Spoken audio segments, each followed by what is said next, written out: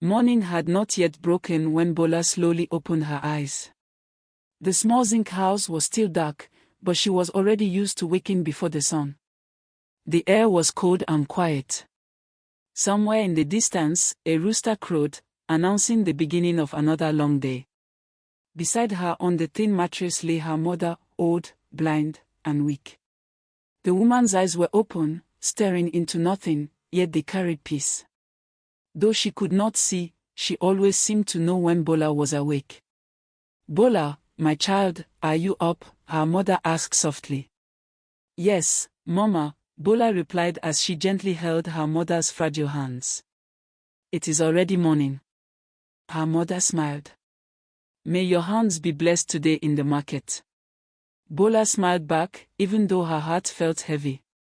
Every day was a struggle, but she never complained. She was only 25 years old, fat and full in body, with long black hair that touched her back and fair, smooth skin. Many admired her beauty, but what people admired most was her good heart. She stood up, fetched a small bowl of water, and helped her blind mother wash her face. She then tied her hair into a simple braid, tied her wrapper tightly around her waist, and stepped outside to light fire. Soon, the smell of boiling rice filled the air, mixing with the smell of beans cooking in another pot. This was her daily work, her only source of income, and the only hope she had to take care of her mother. By the time the sun came out, Bola had packed everything into large bowls, balanced them on a wooden tray, and lifted it onto her head. The load was heavy, but she was strong. She looked back at her mother before leaving. "Mama, I am going now. I will return before sunset." "Go well, my daughter. May God walk with you," her mother said. And with that, Bola began the long walk to Jeolu Market. The queen of rice and beans. Jeolu Market was always busy. Traders shouted, women bargained, chickens ran around, and the dust from moving feet filled the air. But one thing remained constant: every morning, people waited for Bola. When she entered the market, her name spread like fire. "Bola is here. The rice lady has come. Save 2 plates for me." Customers rushed to her spot even before she could put her tray down. Mothers, workers, drivers, students, everyone wanted Bola's food. Her rice was always fresh, her beans were soft, and her stew smelled better than the rest. "Bola, your hand is blessed," a man said as he ate. "May you never lack," a woman added. Bola only smiled. "Thank you. Eat in peace." But not everyone was happy. Across from her stall were other food sellers, women who had sold rice and beans in that market long before Bola ever came. Each day, they watched as customers ignored their stalls and crowded around her instead. One of them, Madam Tenny, folded her arms angrily. "Is she the only one that can cook in this market? She has taken our customers with her big body and pretty face." They didn't see Bola's struggle.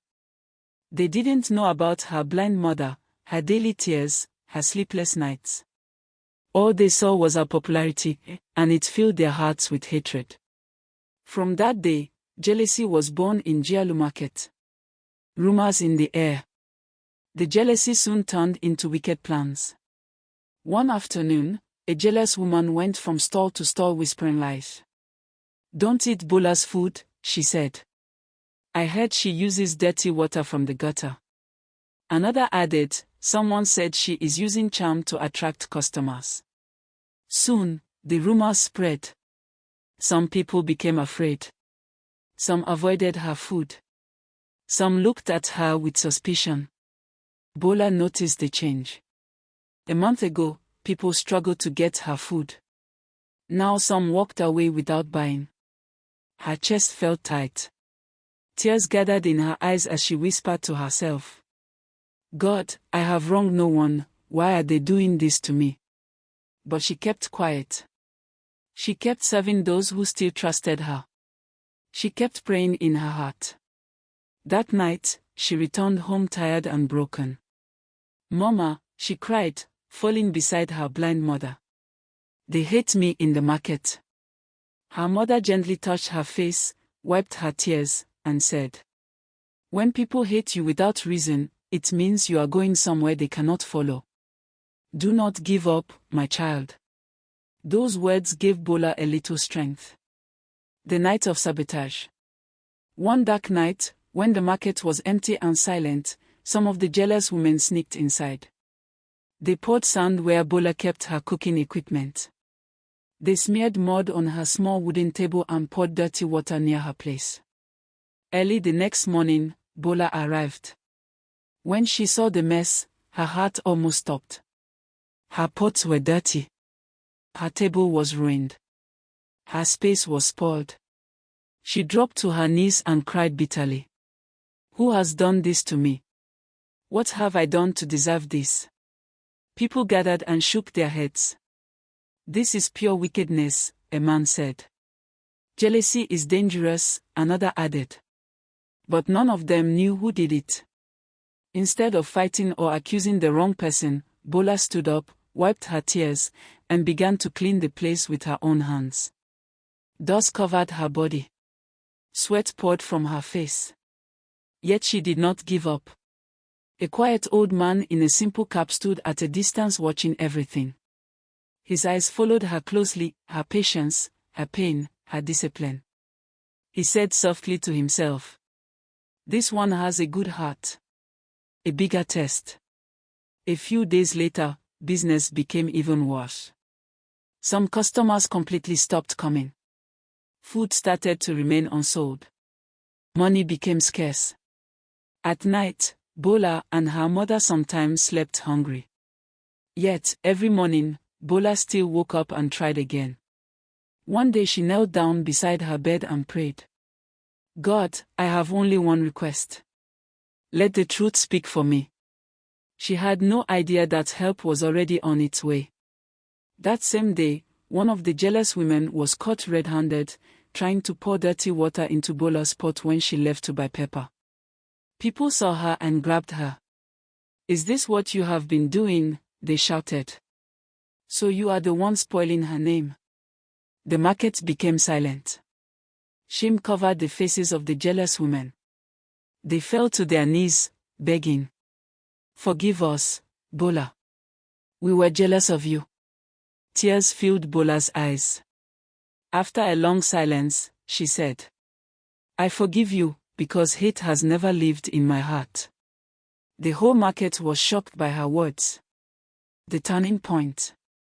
Then the old man who had been watching came forward. He was not just any old man, he was a rich food supplier from the city who was looking for someone honest to partner with. He spoke clearly so all could hear. "I have tested and watched this girl in silence. Her character is her greatest wealth. From today onward, she will supply food for my company." People gasped. Bola's hands trembled. "Me," she whispered. "Yes, you, Bola. Your suffering is over." That day, in the same market where she was hated, her destiny changed forever. A new beginning. In a short time, Bola's life transformed. She built a better house for her blind mother. She opened a clean, big food shop. She employed some women from the market, even the ones who hated her. Jeolu Market was never the same. People spoke her name with respect. That is Bola, the woman who never fought jealousy with evil. That is Bola, the girl who turned pain into blessing. And every evening, she sat beside her mother and said, "Mama, your prayers saved me." Her mother would smile. "No, my child, your heart saved you." Bola's name had now traveled far beyond Jeolu Market. People from nearby towns came just to buy her food.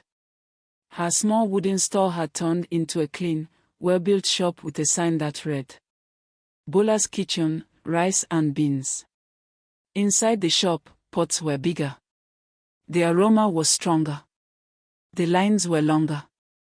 But success also brought new enemies. One hot afternoon, a tall woman wearing expensive clothes walked into the shop. Her name was Madame Koropi, the richest food seller in the next town. She studied Bola from head to toe, her fair skin, long hair, full body, and simple smile.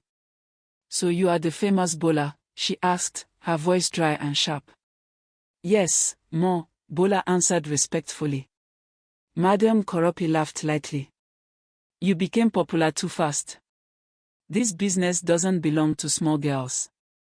"I am just trying to survive, Ma," Bola said calmly. "Then close this shop and work for me. I will pay you small money every month," Madame said proudly. The whole shop became silent. Bola looked around at her workers, at the customers, at the pots that carried her sweat and pain. Then she looked straight into Madame Koropi's eyes. "With respect, Ma, I cannot close what God has opened." Madame's lips tightened in anger.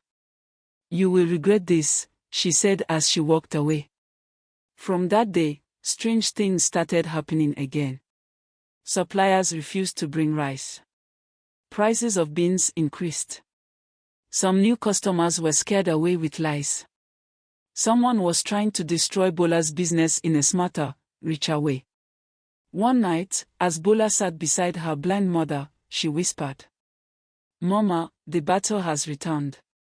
Her mother held her hand firmly. "Then your faith must also return." And deep in Bola's heart, she knew a new storm was coming. Jeolu Market woke up to shocking news. Bola's shop had been sealed by city officials. A paper was placed on the door. "Closed for health violation, by order." People gathered around in confusion. "That is a lie. Bola is the cleanest seller here. Who did this?" Bola arrived soon after. When she saw the notice, her heart dropped. "Who is behind this?" she whispered. Then she noticed someone standing at a distance, Madame Koropi, smiling. Tears burned in Bola's eyes, but she refused to cry in public. She walked to the local council office, holding her mother's hand. For the first time, her blind mother left the house, guided by Bola. The whole town was shocked. Inside the office, Bola spoke calmly. "I request an inspection today. Only truth should speak." Health officers, community leaders, and elders followed her back to the shop and inspected everything. Every pot was clean. Every ingredient was fresh. Every surface was spotless. Silence filled the air. Then the head officer spoke. "This shop is cleaner than any other in this market." Whoever reported her lied. All eyes turned to Madame Koropi. The crowd began to murmur angrily. Instead of celebrating, Bola stepped forward and said, "I do not want punishment for her. I only want peace to sell my food." People were shocked again by her heart. The elderly chief of the market stood and raised his walking stick. "From today, Bola is no longer just a seller, she is the heart of Jeolu Market." The crowd cheered. Madame Koropi slowly walked away in shame. That evening, a miracle happened. As Bola bathed her mother and prepared food, her mother suddenly gasped. "Bola," she whispered, staring at her. "Mama, I can see your face." Bola froze. "What?" Tears poured from her eyes as her mother touched her cheeks again. "The darkness is gone." The whole room filled with cries of joy. Neighbors ran in. People praised God. It was not just the healing of blindness.